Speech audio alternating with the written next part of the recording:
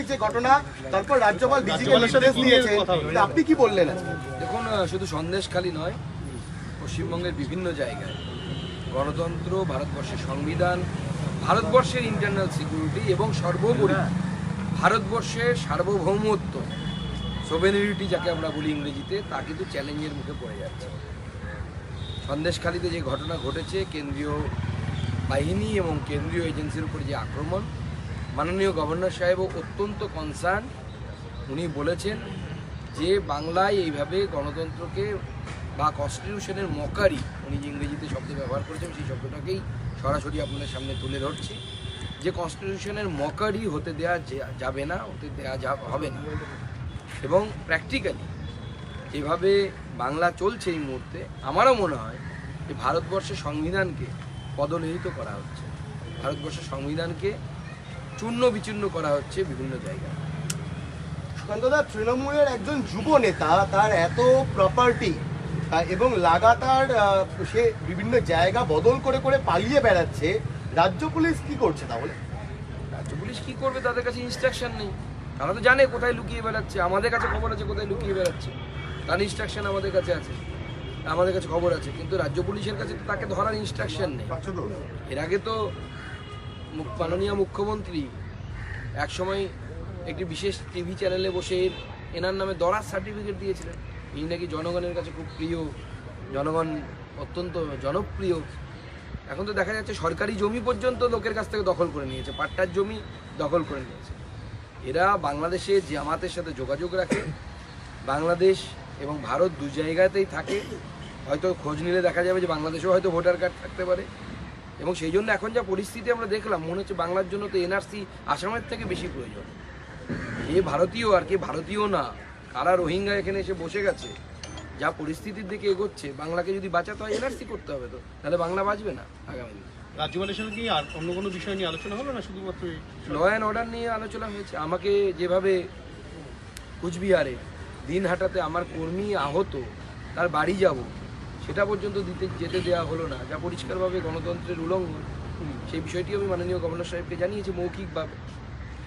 আরেকটা বিষয়, যেখানে ইডি আক্রান্ত হলো, ইডির অফিসাররা মার খেলেন, সেখানে ইডির বিরুদ্ধেই বিভিন্ন ধারায় নাজার থানায় অভিযোগ দায়ের হয়ে গেল এবং এফআইআর হয়ে গেল, সেটা নিয়ে কি বলবেন? দেখুন, সত্যজিৎ রায়ের বহু পুরনো সিনেমা আছে, আপনারাও দেখেছেন, হীরক রাজার দেশে দেখুন, তাহলে বুঝতে পারবেন কি হচ্ছে।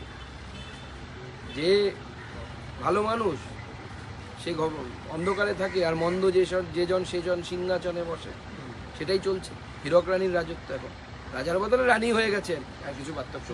তদন্তকারী সংস্থার বিরুদ্ধেই যেভাবে অভিযোগ করা হচ্ছে, এক্ষেত্রে কি মনে আছে চাপ সৃষ্টি করার জন্য এভাবে চাপ সৃষ্টি করার চেষ্টা করছে, কিন্তু পারবে না।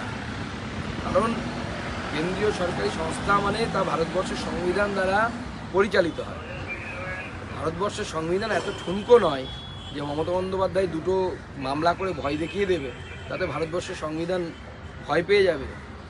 এর উপযুক্ত ব্যবস্থা হবে, আমার পূর্ণ আশ্বাস আছে সরকারি সংস্থা। সুকান্তবাবু, রাজভবনে একটা অভিযোগ এসেছে, শেখ শাহজাহান নাকি বর্ডার ক্রস করেছে এবং পুলিশ ও রাজনৈতিক নেতাদের মদতেই সেটা করেছে বলে একটা অভিযোগ এসেছে। কিন্তু যদিও শুভেন্দু অধিকারীও বলেছেন তিনি এখনো পর্যন্ত বর্ডার ক্রস করতে পারেননি।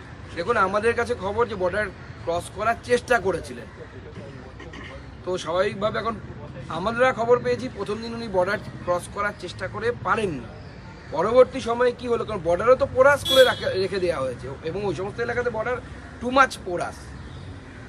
70টি জায়গায় তো ল্যান্ড চেয়ে বিএসএফ পাচ্ছে না, যেখানে চকি বানাবে বিএসএফ চকি বানাবে। অর্থাৎ মমতা বন্দ্যোপাধ্যায় তার পলিটিক্যাল স্বার্থে ভারতবর্ষের সার্বভৌমত্ব, ভারতবর্ষের ইন্টারনাল সিকিউরিটি, ভারতবর্ষের সুরক্ষা, এই সবের সাথে কম্প্রোমাইজ করছে।